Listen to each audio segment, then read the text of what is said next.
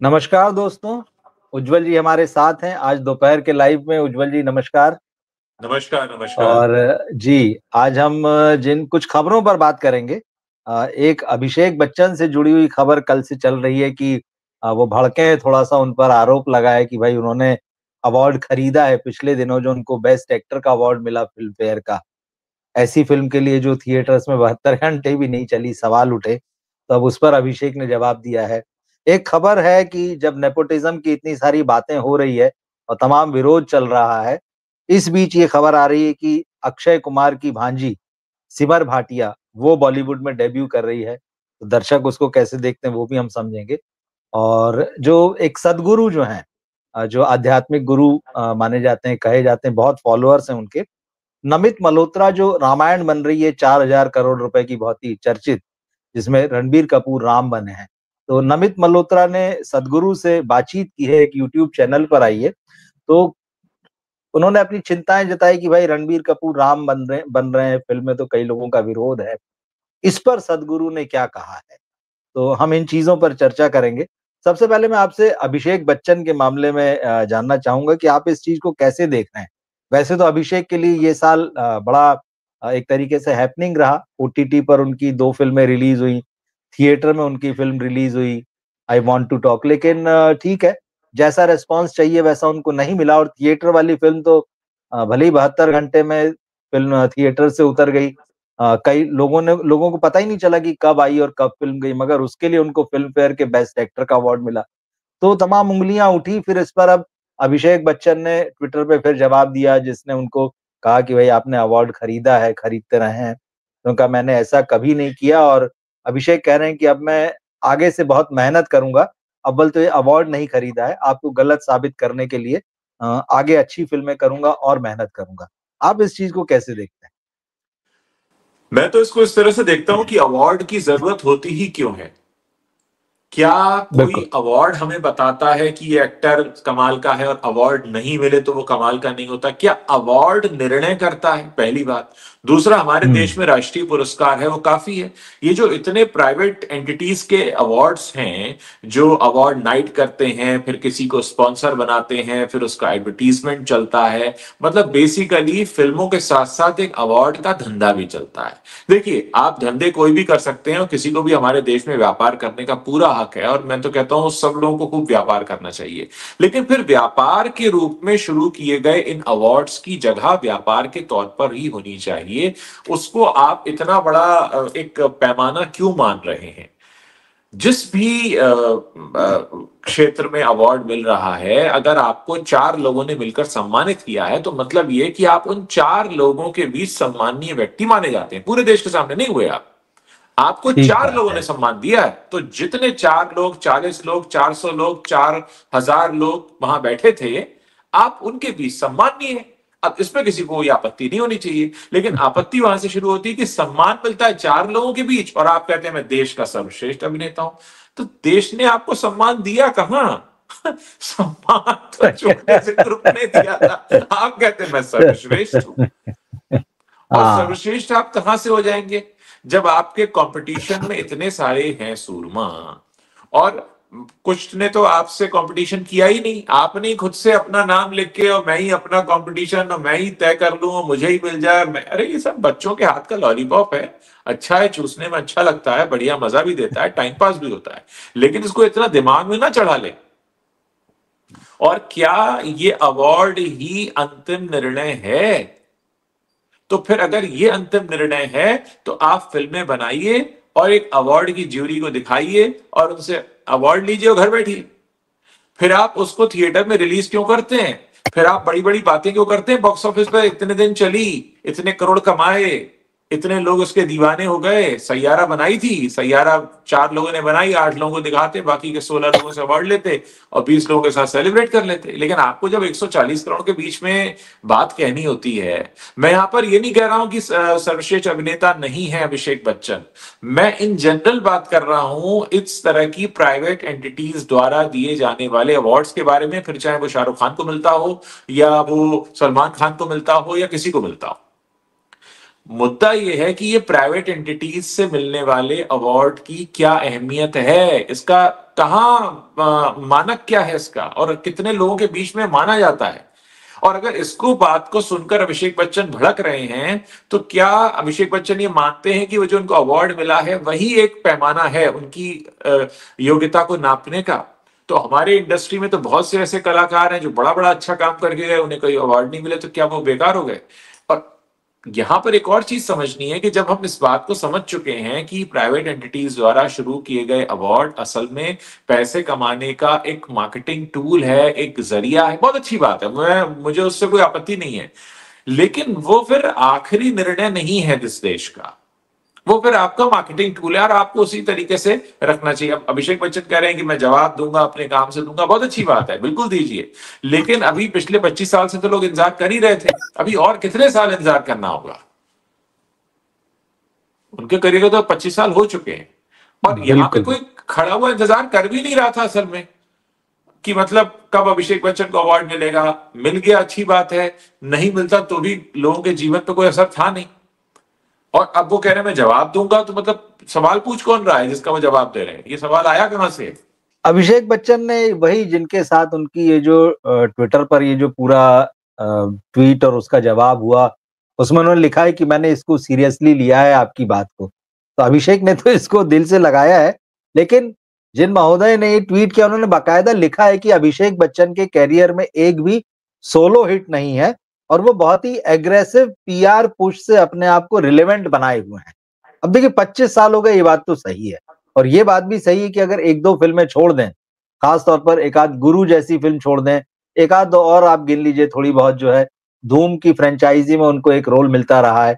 अभिषेक ने कोई ऐसी बड़ी पहचान नहीं बनाई है, कोई बड़ी छाप नहीं छोड़ी है इंडस्ट्री में अपने काम से या हिंदी सिनेमा का जो भी पिछले जब से अभिषेक है तभी से 25 साल ही उठा लें, तो ऐसा नहीं है कि वो इतने रिलेवेंट हों कि मतलब इन 25 सालों के इतिहास में से उनका नाम हटा दिया जाए, तो कहीं कोई खालीपन आ जाएगा।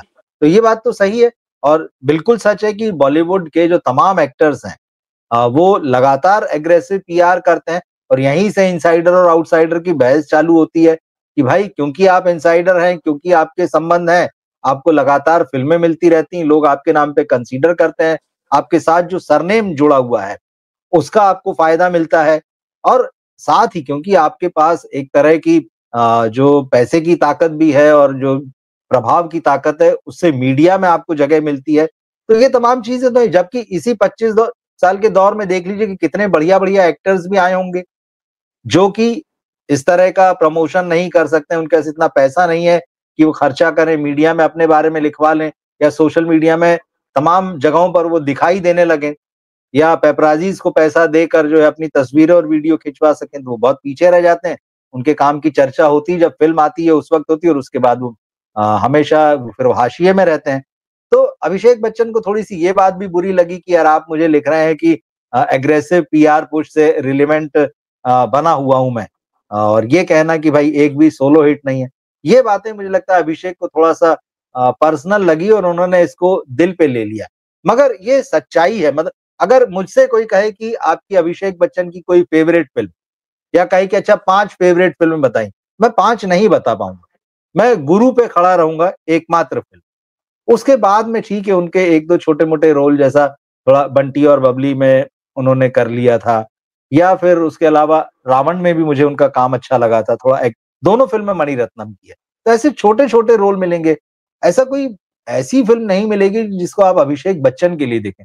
गुरु के अलावा मुझे कोई और फ़िल्म नहीं लगती। हालाँकि इस बीच जैसे बहुत सारे लोग जब I want to talk I थी और हमने ये बात की थी कि भाई फ़िल्म तो दर्शक देखने ही नहीं गए। तो जिन्होंने देखी, नहीं देखी या जो अभिषेक के फैन होंगे या जो उनका पीआर जिन लोगों को बैठाता है, वो बड़ा ट्रोल करते से नज़र आ रहे हैं, आपने तो उनकी एक्टिंग देखी कहाँ मतलब कितना शानदार काम किया है। तो ये चल रहा है देखिए पीआर का भी एक अपना रोल है और ठीक है, ये बात सही है कि अभिषेक ने अपने आप को ग्रो किया है, उनकी एक्टिंग में जो है वो एक कसावट दिखती है, मंजे हुए दिखते हैं। लेकिन 25 सालों में जिस जगह पर उन्हें होना चाहिए वो तो नहीं दिखते हैं। जबकि उनके पीछे इतना सारा बैकअप है और इतना एक प्रभावशाली सरनेम लगा हुआ है।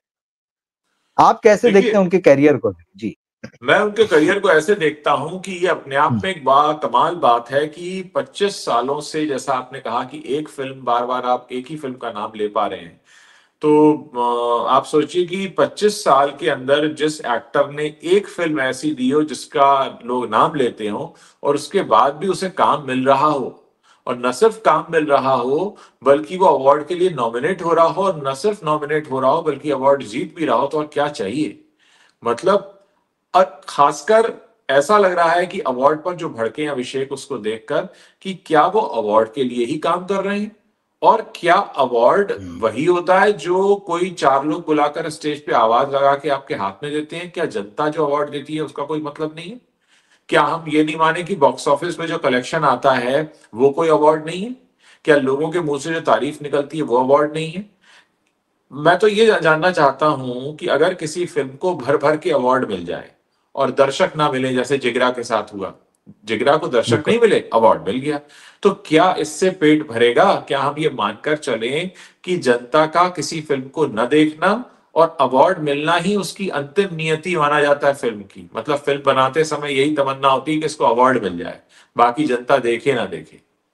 मैं तो बात ये समझ के बाहर है, बाकी सारी बातें तो एक तरफ, कि अभिषेक बच्चन इस बात को लेकर क्यों भड़क गए हैं। किसी ने ये कहा उनसे सोशल मीडिया पर कि आपने अवार्ड खरीदा है। देखिए, ट्रोल्स तो पता नहीं क्या क्या कहते हैं, लोग तो पता नहीं देशद्रोही और पता नहीं क्या कुछ कहने लगते हैं। आप क्या हर आदमी को अपना देश प्रेम का सर्टिफिकेट दिखाने जाते हैं? मैं इन जनरल बात कह रहा हूं, आजकल हमारे देश बिल्कुल। में किसी के लिए भी ये हाँ। कह देना कि साहब आप तो देशद्रोही हैं, बड़ा आम बात है। तो पहली बात तो ये कि जो देशद्रोही कह रहा है, क्या उसे एंटाइटलमेंट है इस बात का कि वो हमसे कहे? तो जो व्यक्ति कह रहा है आपने अवार्ड खरीदा, अब 140 करोड़ के देश में अगर 140 करोड़ लोग ये कहने लगे कि अभिषेक बच्चन ने अवार्ड खरीदा है, तो क्या अभिषेक बच्चन एक एक ट्वीट का जवाब देंगे और बोलेंगे अब मैं तुझे दिखाता हूं? मुझे लगता है कि अभिषेक बच्चन अगर अपना काम अच्छे से कर रहे हैं और उन्हें लगता है बहुत अच्छा काम कर रहे हैं, वैसे करते रहे। ये अवार्ड को लेकर इतना बड़ा बवाल की कोई जरूरत नहीं थी। और जैसा आपने सवाल पूछा कि उनके करियर को लेकर, तो देखिए, करियर तो उनका अपने आप में बोल रहा है, और बोलते बोलते सही। उनका करियर खुद बोल ही गया है। अब और क्या बोले? वो अब आवाज भी ठीक करने बात लगा है। है। वो अब आवाज हाँ, करने लगा अब है।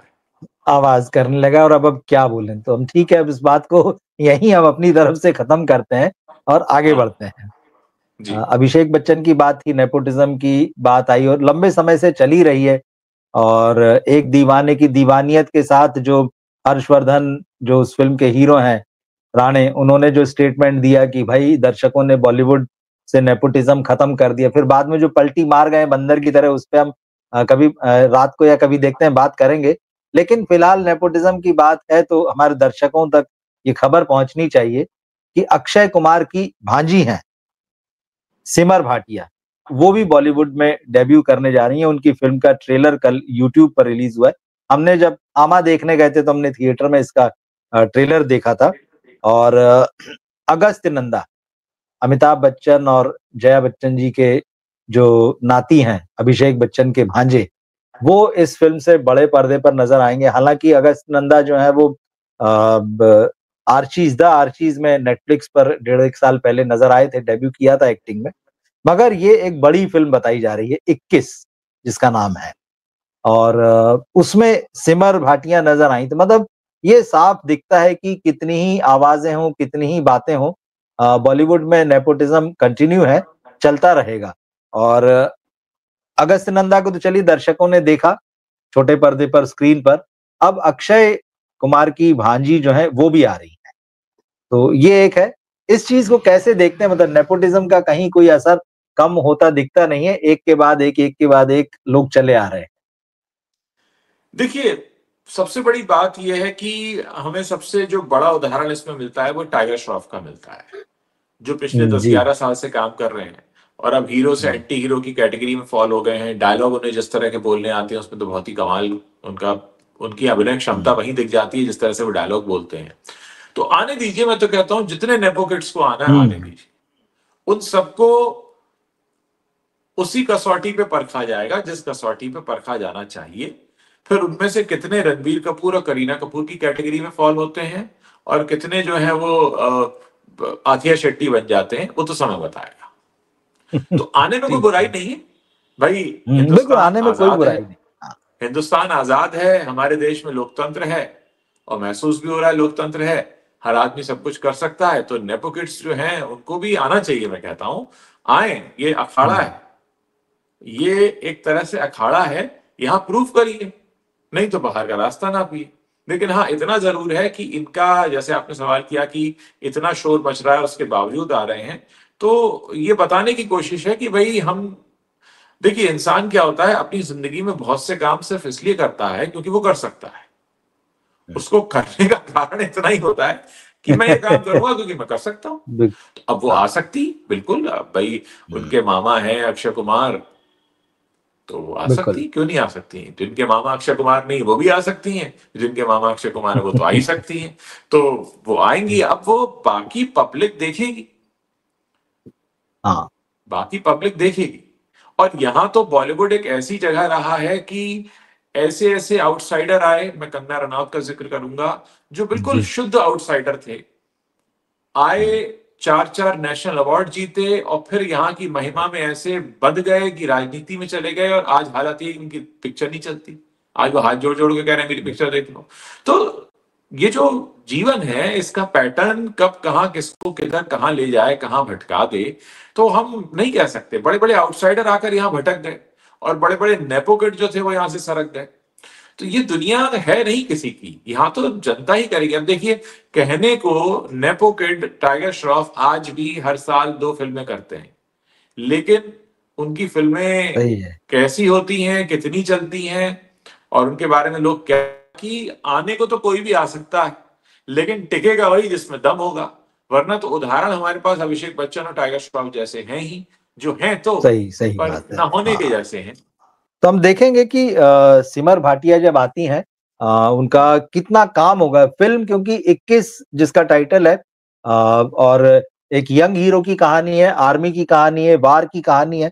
तो कहानी जिस तरह से जो भी उसका सिनॉप्सिस आया है, ट्रेलर से आपको पता चलेगा, फ़ोकस जो है पूरा हीरो पर है और वार पर है। ऐसे में सिमर भाटिया का रोल कितना होगा क्योंकि वो कहीं न कहीं उनके लव इंटरेस्ट के रूप में नज़र आ रही हैं फ़िल्म में। अब वो कहानी में कितनी जगह होगी, कैसे परफ़ॉर्म वो करेंगे, हम उस पर तो बात करेंगे जब फ़िल्म आएगी। उज्ज्वल जी, एक और आने वाली फ़िल्म जिसकी बहुत ज़्यादा चर्चा है, अगले साल रिलीज़ होने वाली रामायण, नितेश तिवारी बना रहे हैं जिसे जी। और जिसके प्रोड्यूसर जो हैं नमित मल्होत्रा हैं। और इस हाँ फ़िल्म का हाँ। बजट 4000 करोड़ रुपए बताया जा रहा है और सबसे जी। महँगी फ़िल्म और इसके बारे में बहुत सारी बातें हो रही हैं, हमारे दर्शकों ने भी सुन रखी हैं।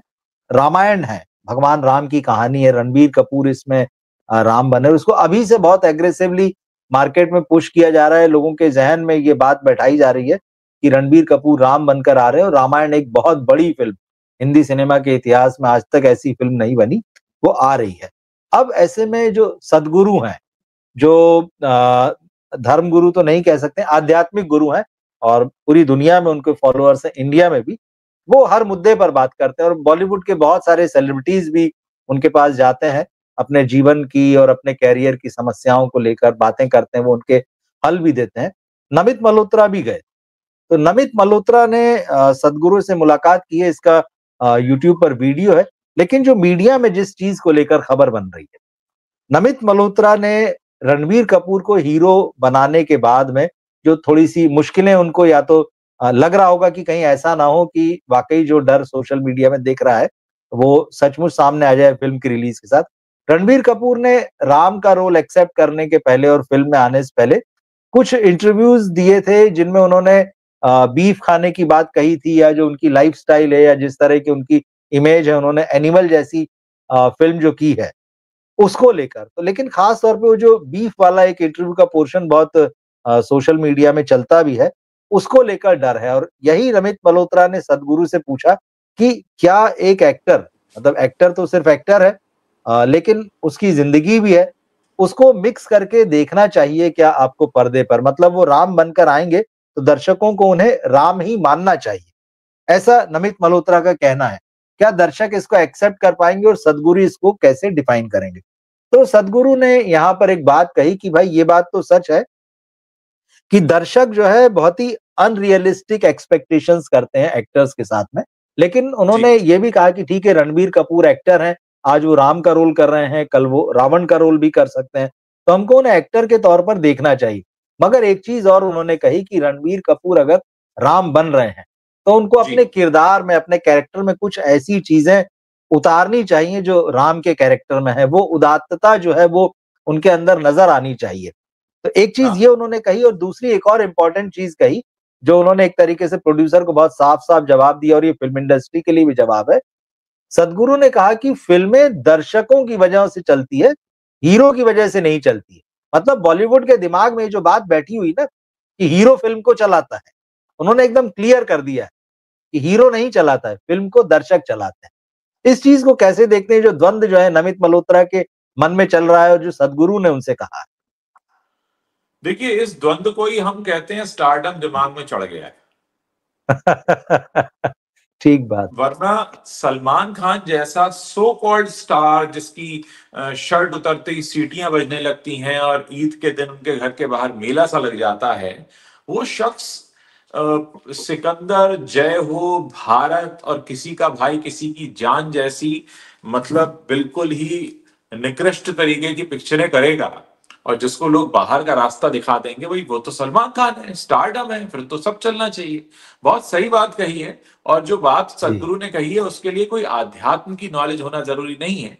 अगर आप ठीक ठाक दिमाग रखते हैं तो आपको ये बात समझ में आ जाएगी। अगर स्टार होने से ही पैसे मिल जाते, तो मैं फिर से उदाहरण दूंगा, मैं कई बार दे चुका हूं लेकिन मैं हर बार देता हूं कि फिर जीरो के बाद शाहरुख खान 4 साल घर नहीं बैठते, लाल सिंह हुँ, चड्ढा के बाद आमिर खान उदास नहीं हो जाते, और सलमान खान का तो पिछले 6-7 साल से जो हाल हुआ है वो नहीं हुआ होता, क्योंकि ये सब के सब तो सो कॉल्ड बड़े स्टार हैं। तो जो बड़े स्टार होते हैं वो अपने दिमाग में कुछ ऐसे फितूर पाल लेते हैं जिसकी वजह से ऐसा उनको लगने लगता है कि वो कुछ भी कर सकते हैं।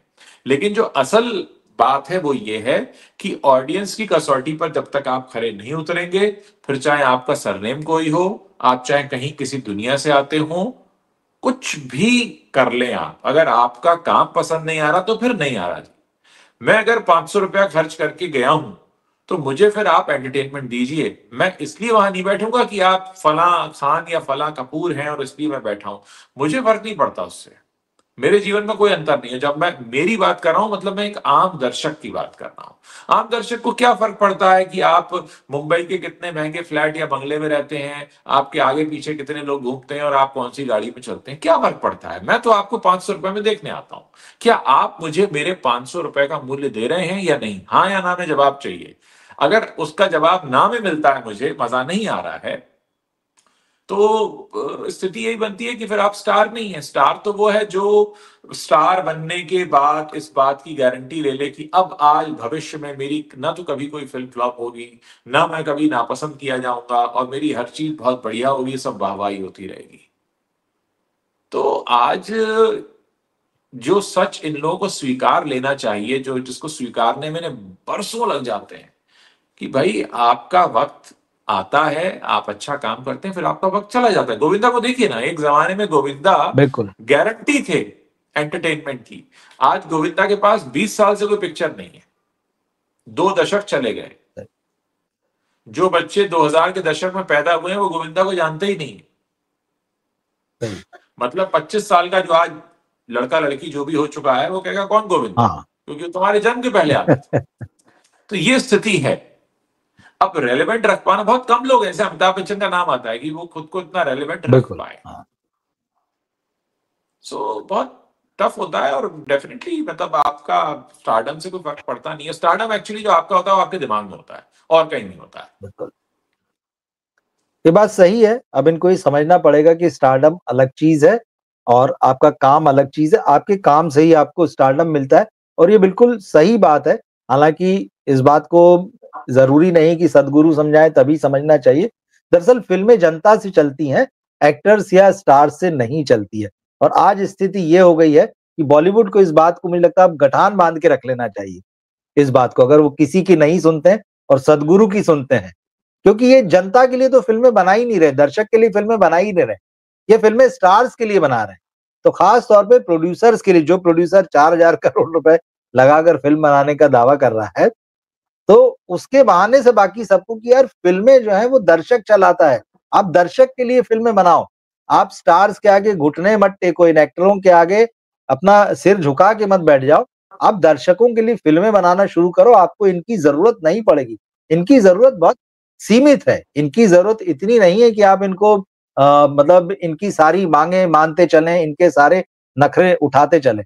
कल भी उज्ज्वल जी के चैनल पर हमने रात को जो बातचीत की है वो उसमें ये सारी बातें आई हैं और मैं दर्शकों से कहूँगा कि वो उस बातचीत को सुनें जो कल रात को हमने उज्ज्वल जी के चैनल पर की है। तो ज़रूरत अब यही है कि स्टार्स के लिए फ़िल्में बनाने के बजाय जो है, दर्शकों के लिए फ़िल्में बनाई जाएँ। तो उज्ज्वल जी आपने बहुत अच्छे से सारी चीज़ें समझाई। आपका बहुत-बहुत धन्यवाद। हम फिर मिलते हैं जी, नेक्स्ट लाइव में। जी, नमस्कार। जी, जी।